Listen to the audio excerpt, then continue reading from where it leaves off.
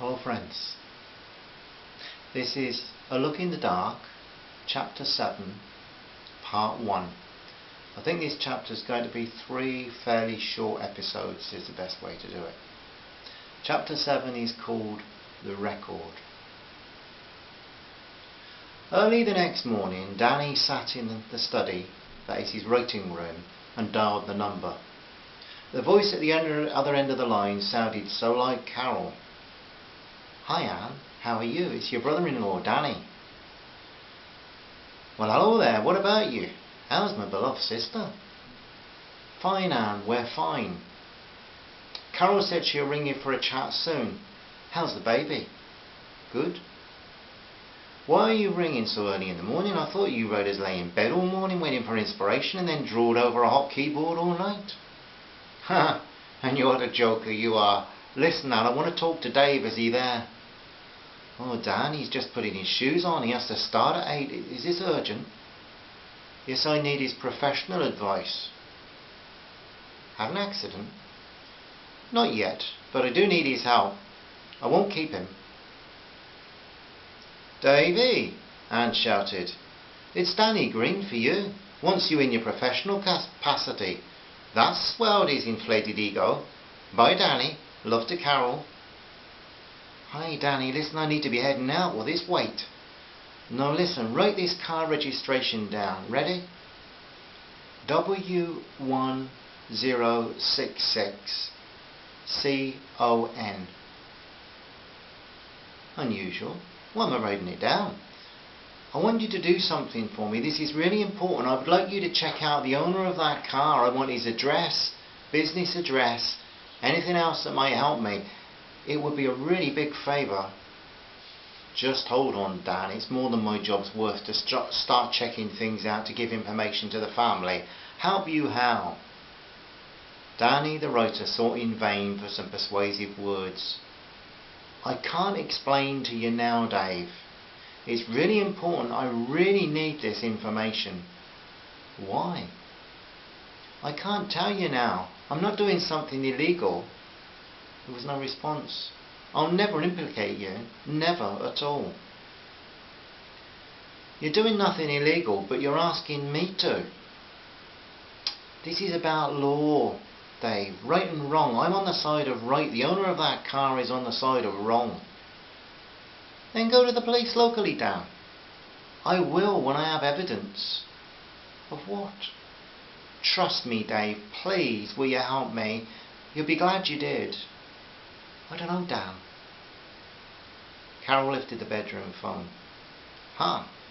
So will you help us, Feiler, or not?" "You know I'd do anything to help you except put you up for another week." Dave was laughing now. "Listen, Dave. This could give Danny's career a real lift." "What's he become, an investigative journalist? He gets a career boost, and I get the boot." "Rubbish. You have that nice Inspector Callan eating out of your hand." "Sure I have. OK, you two. I'll check out the number, and when I've identified the owner, well, I'll see if criminal records can come up with anything. Is that OK?" "Thanks, Dave. We really appreciate it." Danny really meant it. And he knew this was typical of his sister-in-law's husband. Argue the toss and seem like he was the most awkward, uncooperative individual, and then do more than he was ever asked to. Must be the job, Danny thought as he put the phone down. No matter what they did, the day seemed to drag their minds back to the investigation. And as soon as Carol returned from a quick trip to the town, they made a picnic and headed up for the beauty spot of Heaven's Gate at Longley Estate. As they enjoyed their ploughman's lunch and a flask of tea, Danny confessed that he was having great difficulty concentrating his mind on an article he was writing about Arctic terns. "I seem to be looking at the keyboard and all I can think about is Stanhurst. It's crazy, Carol, really." "I'm the same, Dan. Nearly burned a hole in a blouse ironing this morning. My mind was back in Windsor following him along the riverbank and thinking about his victims." Looking down on the Longleat, the lake that gives Lord Bath's estate its name, and at the beautiful stately home eased some of the tensions away. An elderly couple walked past them with a lively Labrador. The couple were chuckling at some private joke and walked with arms linked. You and me in a few more years, Mr. Greene, Carol suggested. Danny indicated that she should lift her binoculars and point them where he had just pointed his, high up to the uttermost trunk of one of the nearby beech trees. Half an hour watching the nuthatches feeding was more inspiring than staring at any computer screen and not knowing what to write. Walking back for half a mile to the car, the Greenes took delight in the remaining rhododendron and azalea blossoms and were now feeling much more relaxed. Still, after returning home to Frome, they both found themselves watching the clock and waiting for Dave's phone call.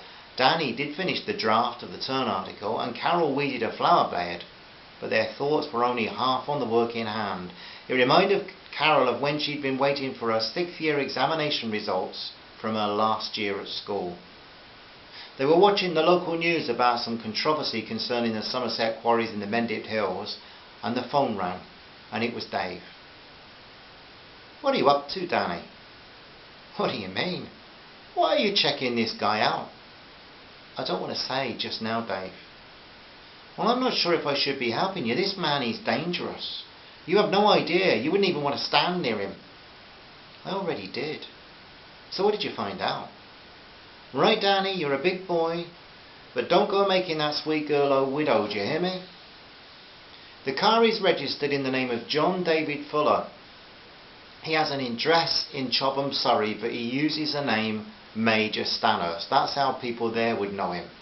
By the way, he never was a major. In fact, his army career was pretty awful. He spent some of it in jail.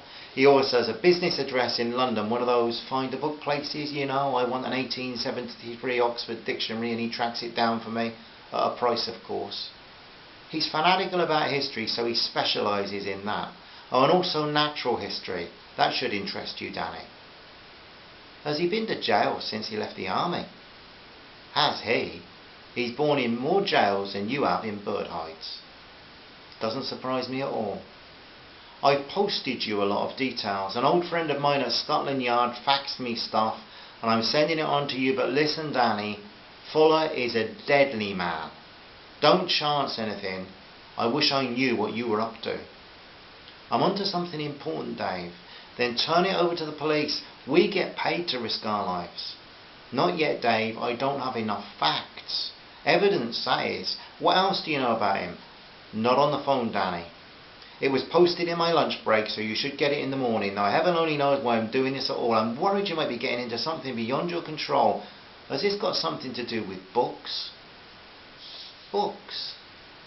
Well, you're a writer these days, and Fuller is into books, so I thought there might be a connection." Danny resisted the temptation to ask if that was why Dave was a traffic cop, thinking that the joke might be ungracious in view of the help he'd just received. "Anyway, Dan, behave as if you were dealing with a python, because you are. My friend at the yard told me that the reptile house at Regent's Park Zoo holds nothing as deadly as Fuller. One of them gave me a phone number too. Not his, but for another member of the force there. Said he would be interested in anything about Fuller, alias Stanhurst. He probably wouldn't give you a scrap of information, but he would welcome any that you have. What I'm trying to say is, as soon as you have evidence, phone him. He's called Chief Inspector Hutchins. It would be wise to ring him soon, because you're swimming in infested waters and you're not used to it. Hutchins has known Fuller for years." "Dave, listen. Thanks for your help. I do appreciate it." "Sure you do. It'll cost you a pint sometime." "Any time at all. Just meet me in the Cross Keys at Blatchbridge. It's only 200 miles from Leeds." "Good night, Danny. Give that wife a hug of yours from both of us." So, the registration number has led to some more information and more to come in the post. What will it reveal about this awful character, Major Stanhurst, as he likes to be called? Don't miss the next episode coming soon. Thanks for listening. Love to all of you, my friends, and talk to you soon. Bye-bye. Bye.